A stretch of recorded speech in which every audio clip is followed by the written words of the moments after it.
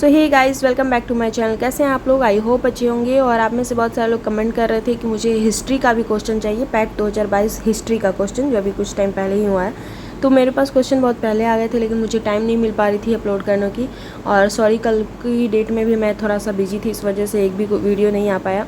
मैं उस सीरीज़ को भी कंटिन्यू करूँगी जो यूजीसी नेट की जो मैं करवा रही हूँ। लेकिन सुनने में आ रहा था कि यूजीसी नेट में भी पोस्टपोन हो जाए, क्योंकि 12 तारीख का जो एग्ज़ाम था, एक यूजीसी नेट जो मतलब एनटीए जो कंडक्ट करवाती है, वो एग्ज़ाम उन्होंने कैंसिल किया है। और नीट में इतनी बड़ी धांधली हुई, इतनी बड़े लेवल पे धांधली हुई कि वो केस चल रहा है।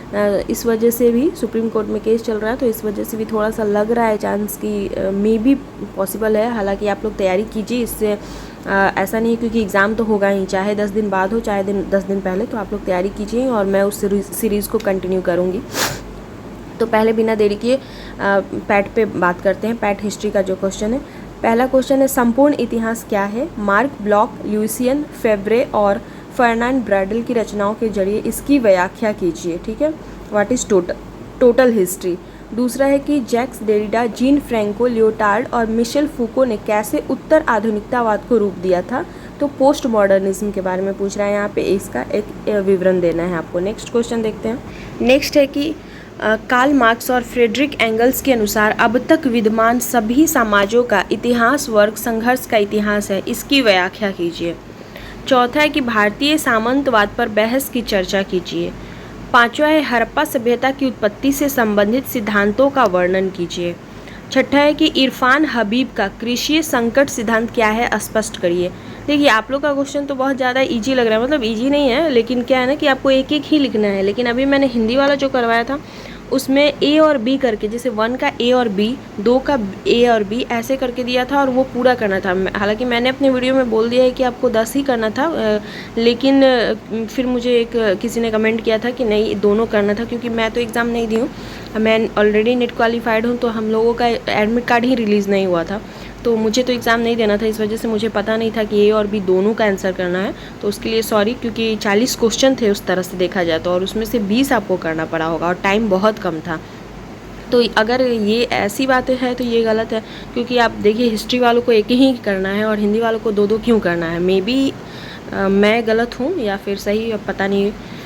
तो चलिए नेक्स्ट क्वेश्चन देखते हैं कि भारतीय संस्कृति पर इस्लाम के प्रभाव पर प्रकाश डालिए। भारतीय संस्कृति पर इस्लाम के क्या प्रभाव पड़े थे, उस पर प्रकाश डालना है।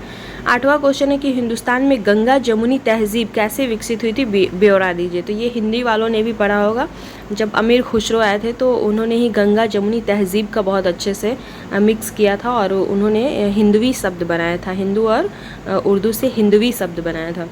नेक्स्ट क्वेश्चन है दिल्ली सल्तनत के दौरान बिहार में सूफी सिलसिलों के विकास पर प्रकाश डालिए। आपका 9 नंबर क्वेश्चन था कि दिल्ली सल्तनत के दौरान बिहार में जो सूफी सिलसिले थे उनके विकास पर प्रकाश डालिए। 10वां है कि किस हद तक अकबर के धर्मनिरपेक्ष विचार उसके स्मारकों में भी प्रतिबिंबित होते हैं और इसका परीक्षण कीजिए।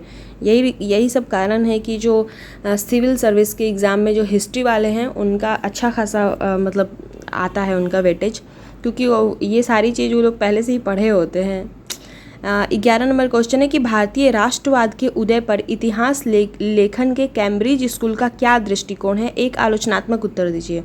भारतीय राष्ट्रवाद के उदय पर इतिहास लेखन के कैम्ब्रिज स्कूल का क्या दृष्टिकोण है, एक आलोचनात्मक उत्तर दीजिए। 12 नंबर है कि 1937 से 1947 तक मुस्लिम लीग की राजनीति को रेखांकित कीजिए। फिर 13 है सत्यशोधक समाज आंदोलन के उद्देश्यों का मूल्यांकन कीजिए। 14 है कि भारत में राष्ट्रवाद के उदय में किसान आंदोलन की भूमिका को निम्न वर्गीय इतिहासकार कैसे देखते हैं। अगला क्वेश्चन है जनजातीय आंदोलन में बिरसा मुंडा की भूमिका को रेखांकित कीजिए। 16 है बोल्शेविक कौन थे और उन्होंने कैसे रूस में समाजवादी सरकार की स्थापना में एक प्रमुख भूमिका निभाई, चर्चा कीजिए। 17 नंबर क्वेश्चन है कि प्रथम विश्व युद्ध के बाद शांति समझौते की चर्चा कीजिए। 18 है कि द्वितीय विश्व युद्ध में अमेरिका के द्वारा निभाई गई भूमिका का एक विवरण दीजिए। और 19 में है क्या एडोल्फ हिटलर द्वितीय विश्व युद्ध के लिए जिम्मेदार था। और 20वां और लास्ट क्वेश्चन है कि शीत युद्ध के प्रमुख कारणों और इसके चरणों का वर्णन कीजिए। तो ये आपके ओरिजिनल क्वेश्चन है, आप इसको स्क्रीनशॉट ले लीजिए। लेकिन हालांकि मैं कहूँगी कि कॉपी में लिख लीजिए, क्योंकि स्क्रीनशॉट मोबाइल से कोई भी नहीं पढ़ता है। मैंने भी बहुत सारे स्क्रीनशॉट लिए होंगे, लेकिन आज तक मैंने कभी उसे पलट के नहीं देखा, क्योंकि दिमाग में कहीं रहता है कि अच्छा चलो है ना, मोबाइल में है ना, और फिर वो वैसे ही डिलीट हो जाता है। तो मैं कहूँगी कि आप लोग इसको लिख लीजिए, क्योंकि ये ओरिजिनल क्वेश्चन है।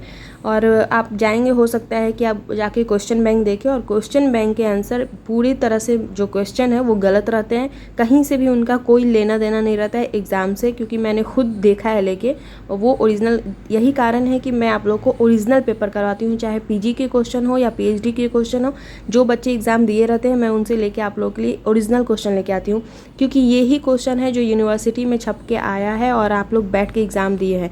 जो क्वेश्चन बैंक लेके आप मिलाइएगा, कहीं से भी कोई क्वेश्चन टैली नहीं करता है, क्योंकि मैंने खुद लेके देखा है। इतना गलत क्वेश्चन वो दिया है, क्योंकि मैं खुद जो इस एग्ज़ाम में पार्टिसिपेट की हूँ उसका तो क्वेश्चन मुझे पता है ना कि वो क्या पूछता है। और जब मैं वो लेके आई थी आप लोगों का ही करवाने के लिए, तो देखिए कि क्वेश्चन टैली ही नहीं करता है बिल्कुल भी। तो इसलिए ये ओरिजिनल क्वेश्चन है, और यहाँ से आप लिख लीजिए क्वेश्चन, और जो 2023 वाला एग्ज़ाम तुरंत होने वाला है अभी, तो आप लोग उसमें लग जाइए। ऑल दी बेस्ट, मिलते हैं नेक्स्ट वीडियो में।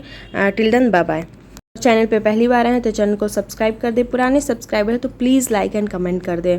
और फिर जो भी आपको चाहिए वो प्लेलिस्ट में वीडियोस मेरे ऑलरेडी बहुत सारे हैं, और वीडियोस वाले सेक्शन में भी आप वहाँ से भी देख सकते हैं। तो मिलते हैं नेक्स्ट वीडियो में। Till then bye bye.